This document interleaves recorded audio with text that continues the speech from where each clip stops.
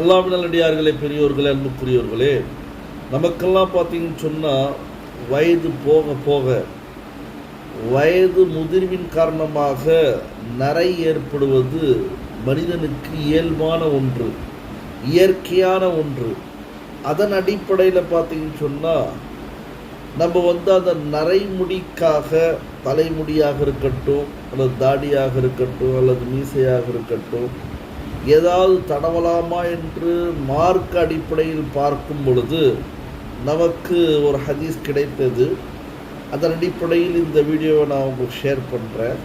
அந்த ஹதீஸ் என்னவென்று பார்த்தால், ஹஜ்ரத் அபூதர் கிஃபாரி ரலியல்லாஹு தஆலா அன்ஹு அவர்கள் அறிவிப்பு செய்கிறார்கள். கண்மணி நாயகம் ஸல்லல்லாஹு அலைஹி வஸல்லம் அவர்கள் கூறினார்கள், இன்ன அஹ்ஸன மா, நிச்சயமாக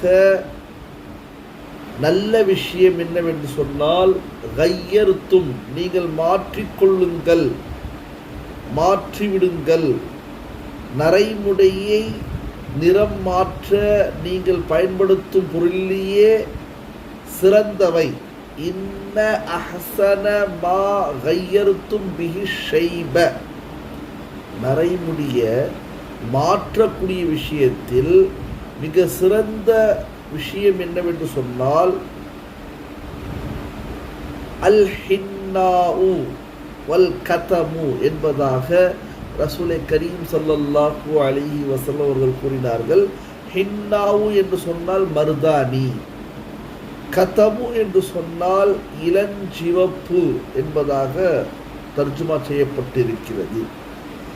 இந்த ஹதீஸின் அடிப்படையில் நாம் மருதாணியை நரையை மறைப்பதற்காக தாடியிலேயோ தலைமுடியிலேயோ அல்லது மீசையிலேயோ தடவுவோம் என்று சொன்னால் மார்க்கம் கூடும் என்பதாக சொல்கிறது. இந்த ஹதீஸ் புகாரி, முஸ்லிம், அபூதாவூத், திர்மிதி, நஸாயி, இப்னு மாஜா இத்தனை ஹதீஸ் கிரந்தங்களில் இந்த ஹதீஸ் இடம்பெற்றிருக்கிறது. ஹஜ்ரத் ஜாபிர் ரலியல்லாஹு தஆலா அன்ஹு அவர்கள் சொல்கிறார்கள், மக்கா வெற்றியின் போது ஹஜ்ரத் அபூபக்கர் சித்தீக் ரலியல்லாஹு தஆலா அன்ஹு அவர்கள் தன்னுடைய தகப்பனார் அபூ குஹாஃபா, அதுவரை அவர்கள் ஈமான் கொள்ளவில்லை, ரலியல்லாஹு தஆலா அன்ஹு அவர்களை அழைத்து வந்தார்கள். கண்மணி நாயகம் ஸல்லல்லாஹு அலைஹி வஸல்லம் அவர்களிடம் வருகை தந்து ஈமானை பற்றி, இஸ்லாத்தை பற்றி தாங்கள் பேசுங்கள் என்பதாக சொல்ல, அப்பொழுது நபி அவர்கள் அவருடைய தலையை பார்க்கிறார்கள். அது வெண்மையாக காட்சியளிக்கிறது.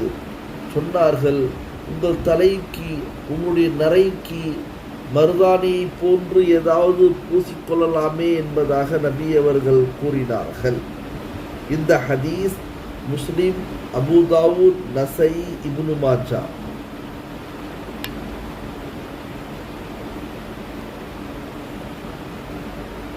அது மட்டுமல்ல, இவரை வீட்டுக்கு அழைத்து சென்று இவரின் தலைமுடியில் நிறம் பூசுங்கள், ஆனால் கருப்பு நிறம் பூச வேண்டாம் என்பதாக நபி அவர்கள் கூறினார்கள் என்பதாக ஹஜ்ரத் ஜாபிர் ரலியல்லாஹு தஆலா அன்ஹு அவர்கள் அறிவிப்பு செய்கிறார்கள்.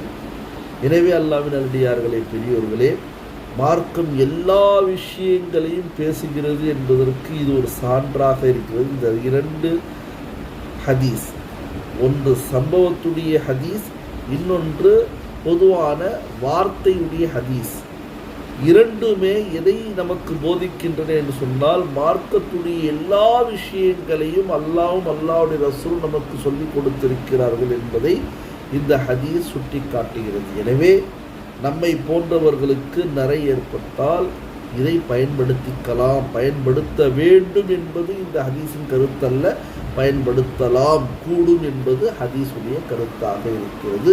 யாராவது பயன்படுத்தலை என்று சொன்னால் தவறில்லை என்பதை எடுத்துக்கொள்ள வேண்டும். யாராவது எப்பொழுதுமே பயன்படுத்தி கொண்டிருக்கிறார்கள் என்று சொன்னால், இவரை பாரு எப்படிலாம் தன்னுடைய முடியை சிகப்பாக அடிச்சுட்டு வரார், மருதாணி அடிச்சுட்டுன்னு கேலி பண்ணக்கூடாது. இது மார்க்கம் அனுமதிக்கவில்லை என்பதை விலகிக் கொள்ள வேண்டும். அது மட்டும் இல்லாமல் மார்க்கம் மருதாணியை போன்று மருதாணியையும் பூசுவதற்கான அனுமதி முஸ்லிம் ஷரீஃபில், புகாரி ஷரீஃபில், நஸையில், இப்னு மாஜால, அபூதாவூதுல, திர்மீதுல இடம்பெற்ற ஹதீஸை நபி அவர்கள் கூறியிருக்கிறார்கள் என்பதே, நபி அவர்கள் கூறிய ஹதீஸ் இந்த கிதாபுகளில் இருக்கிறது என்பதை நாம் விளங்கிக் கொள்ள வேண்டும். எனவே அல்லாஹ்வின் நல்லடியார்களே, மார்க்கம் புனிதமானது. நபிமார்களும் ரசூல்மார்களும் சஹாபாக்களும் தாபீன்களும் தபே தாபீன்களும் பெரிய உழைப்பு செய்துட்டு நமக்கு இது கொடுத்துட்டு போயிருக்காங்க. நம்ம இப்போ உட்காந்துட்டு ஒரு 5-6 வருஷம் படிச்சுட்டு 7-8 வருஷம் படிச்சுட்டு நான் தான் எல்லாம் தெரிஞ்சவன் சொல்கிறதோ நினைக்கிறதோ எவ்வளோ பெரிய அறியாமுடைய உச்சம் என்பதை விளங்கி கொள்ளுங்க.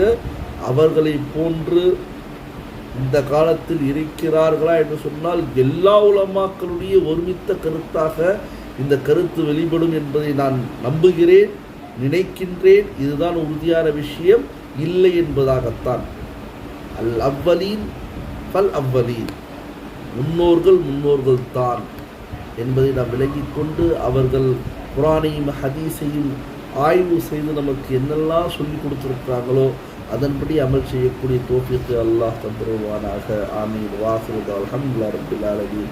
அஸ்ஸலாமு அலைக்கும் வரஹ்மத்துல்லாஹி வபரகாத்துஹு.